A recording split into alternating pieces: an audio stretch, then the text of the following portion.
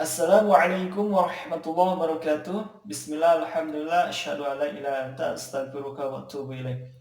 Puji syukur kita panjatkan kehadirat Allah Subhanahu wa taala.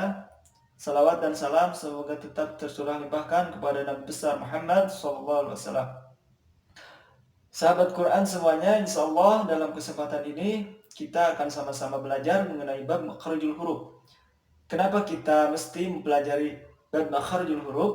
Nah, karena ilmu ini adalah salah satu inti dari ilmu tajwid, yang mana ketika kita sudah menguasai atau kita sudah mempelajari bab makharijul huruf, tentunya kita tahu cara pengucapan huruf hijaiyah. Sebaliknya, kalau kita tidak mempelajari makharijul huruf, kita akan keliru saat membaca Al-Quran. Nah, dalam kesempatan ini, kita sama-sama belajar mengenai bab makharijul huruf, tempat-tempat keluar huruf. Langsung saja kita ke pembahasan mengenai bab makharijul huruf. Bab makharijul huruf itu dibagi menjadi 5 bagian. Yang pertama, asy-syafatain, 2 bibir.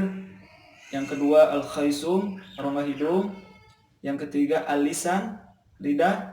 Yang keempat, al-jauf, rongga mulut. Yang terakhir, al-halqi, tenggorokan.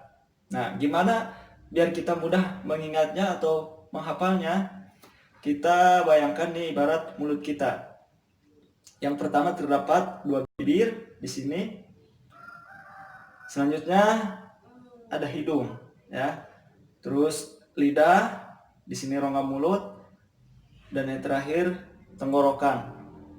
Kita kaitkan yang bagian-bagian makharijul huruf tadi. Yang pertama asy-syafatain. Nah, asy-syafatain itu di sini 2 bibir, ya, asy-syafatain. Selanjutnya al-khaisum itu rongga hidung di sini. Selanjutnya al-lisan, lidah. Lalu al-jauf, rongga mulut, dan yang terakhir al-halqi, tenggorokan.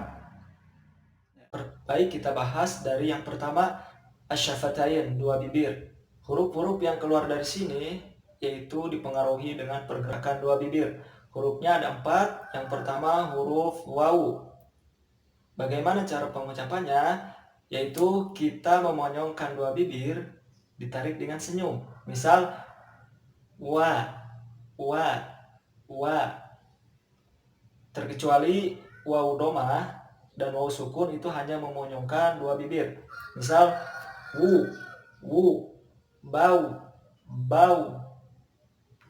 Yang kedua, huruf fa. Cara pengucapannya, ujung gigi seri atas ditempelkan pada bagian bibir bawah. Fa. Kesalahannya, biasanya kita hanya menempelkan 2 bibir. Pa. Seharusnya ujung gigi seri atas ditempelkan kepada bagian bibir bawah. Misal fa. Huruf yang ketiga yaitu huruf mim. Cara pengucapannya, kita menempelkan 2 bibir tanpa penekanan. Misal ma. Yang terakhir, yang keempat, huruf ba. Cara pengucapannya, ini kita menempelkan 2 bibir dengan penekanan. Misal ba. Kurang lebih seperti itu cara pengucapannya mengenai huruf-huruf yang ada di bagian asy-syafatain, 2 bibir. Kita lanjut bagian 2 yaitu al-khaisum, rongga hidung. Di sini terdapat 2 huruf, mim bertasdid dan nun bertasdid, atau kita bisa sebut juga gunnah, ya. Khusus di al-khaisum ada beberapa hukum tajwid masuk ke dalam makhraj ini. Karena kenapa? Makhraj al-khaisum itu segala sesuatu yang masuk ke hidung atau dengung. Nah, seperti idgham bigunah, idgham mimi, iqlab, ikhfa safawi, otomatis masuk ke makhraj al-khaisum karena memiliki sifat dengung. Kita bisa ambil contoh, misalnya di hukum idgham bigunah. Di sana ketika nun mati bertemu dengan huruf ya, otomatis itu dengung. Mayyakulu, mayyakulu.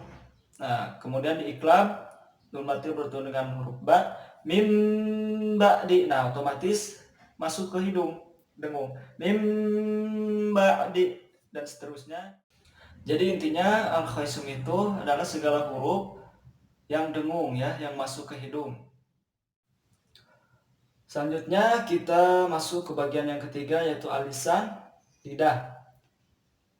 Di sini tempat keluar huruf-huruf hijaiyah terbilang banyak ya, bagian lidah ini. Nah, perlu kita ketahui bagian lidah itu ada pangkal lidah, tengah lidah, tepi lidah, dan ujung lidah. Supaya lebih gampang, kita bahas satu-satu dulu huruf yang keluar dari pangkal lidah. Nah, di sini hurufnya ada dua. Yang pertama huruf qaf, yang kedua huruf kaf. Nah, bagaimana pengucapan huruf qaf? Yaitu pangkal lidah kita, ini pangkal lidah ditempelkan ke tenggorokan dalam. Ko. Nah, ini termasuk huruf tebal ya. Ko, bak, ko, bak, ko. Ditempelkan ke tenggorokan dalam atau ditarik ke dalam. Ko, bak, ko, bak, ko. Nah, yang kedua huruf kaf. Cara pengucapannya itu agak sedikit naik atau sedikit keluar ya. Kalau kop ke dalam, kalau kaf agak sedikit naik, keluar, diangkat. Ka, ka. Kalau kop, o, ko.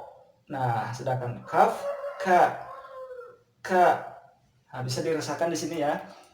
Bak, ko. Agak sedikit ditarik ke dalam, pangkal lidah ditempel ke tenggorokan dalam. Kalau kaf sedikit diangkat dan ditarik keluar sedikit.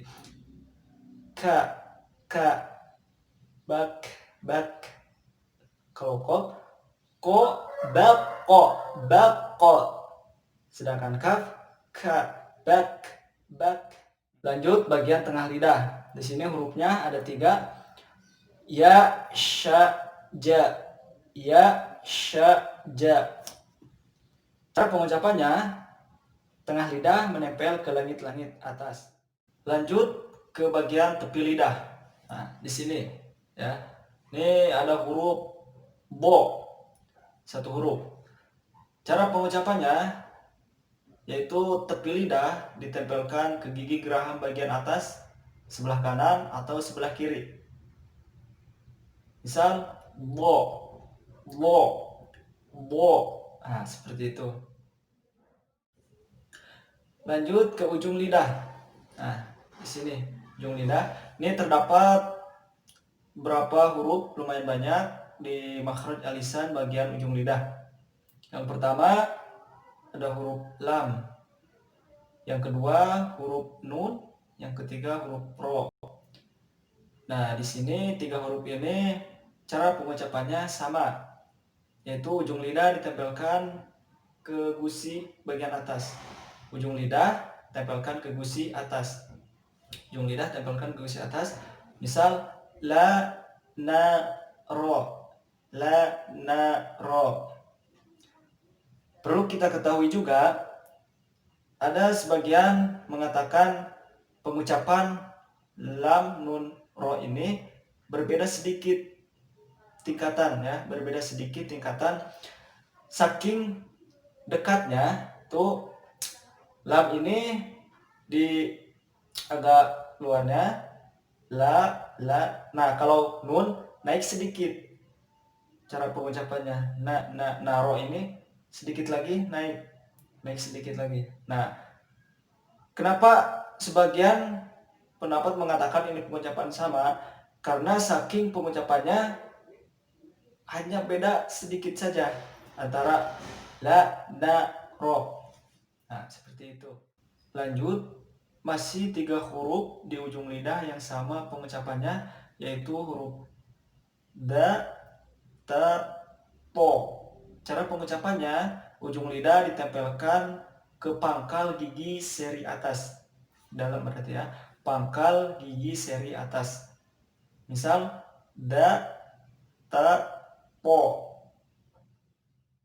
Lanjut, 3 huruf di ujung lidah yang sama cara pengucapannya, yaitu huruf za, tha, zo. Za, tha, zo. Cara pengucapannya, ujung lidah ditempelkan ke ujung gigi seri atas. Nah, di ujung.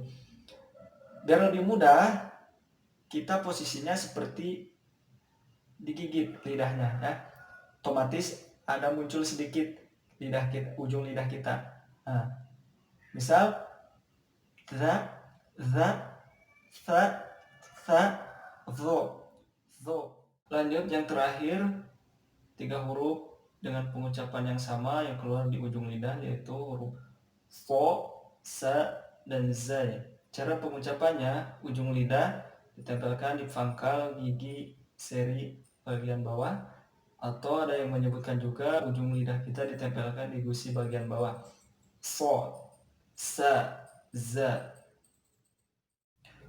Selanjutnya kita bahas bagian yang keempat, yaitu al-jauf, rongga mulut. Hurufnya ada 3, huruf matobi'i ya. Alif sukun sebelumnya baris fathah, ya sukun sebelumnya baris kasroh, dan waw sukun sebelumnya baris dhamma. Contoh pengucapannya, misal dari alif sukun sebelumnya fathah itu qala, qala. Nah, usahakan keluarnya di rongga mulut. Lanjut, ya sukun sebelumnya baris kasroh, qila, qila. Nah, waw sukun sebelumnya dhamma, yaqulu, yaqulu. Lanjut, yang kelima bagian terakhir dari makharijul huruf, yaitu al-halqi, tenggorokan. Nah, di sini dibagi 3 bagian. Yang pertama, aqsal halqi, itu di bawah di pangkal tenggorokan. Yang kedua, wastul halqi, pertengahan tenggorokan. Yang terakhir di atas itu adnal halqi. Nah, kita fokus di aqsal halqi, huruf yang keluar di pangkal tenggorokan, yaitu huruf hamzah dan ha. Nah, cara pengucapannya biar lebih terasa, kita tekan nih di bagian sini. Misal ada huruf a, a. Kedua huruf ha, ha, a, ha. Nah, tidak mungkin keluar di sini. Nah, kalau keluar di sini berarti salah. Keluarnya di pangkal tenggorokan, a, ha. Nah, naik sedikit ke atas, di pertengahan ada 2 hurufnya, ain, ha. Ain dan ha. Nah, bisa dipegang supaya lebih terasa ya keluarnya dari sini. Ain, ha, a, ha. Terakhir adnal halqi di atas. Adnal halqi ya, di sini ada 2 hurufnya, ghin, kha, gha, kha. Ghin, ghin, kha. Nah, itu huruf-huruf yang keluar dari makhraj al-halqi, tenggorokan. Alhamdulillahirrabbilalamin. Tadi sudah dibahas dari awal sampai akhir mengenai bab makharijul huruf. Dibagi menjadi 5 bagian. Yang pertama asy-syafatain, yang kedua al-khaisum, yang ketiga al-lisan, yang keempat al-jauf, yang kelima al-halqi. Semoga sahabat-sahabat Quran semuanya bisa mempraktekannya sehari-hari. Untuk pertemuan selanjutnya, insya Allah kita akan membahas mengenai sifatul huruf, sifat-sifat huruf hijaiyah. Sekian dari saya, mohon maaf bila ada kesalahan. Assalamualaikum warahmatullahi wabarakatuh.